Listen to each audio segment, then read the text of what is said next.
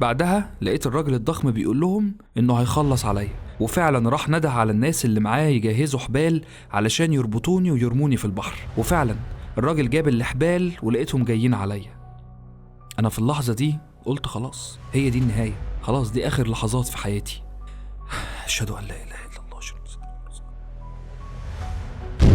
إيه ده؟ إيه ده؟ ضرب نار في كل حتة. أنا اتفاجئت إن في ضرب نار حصل وفي انفجارات حصلت في المكان ومش فاهم إيه اللي بيحصل.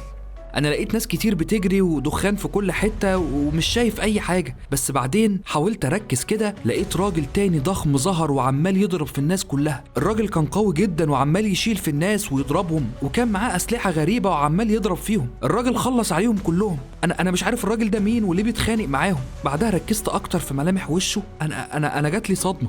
أنا اكتشفت إن الراجل ده يبقى ده أبويا. يبقى أبويا. هو إزاي جه هنا؟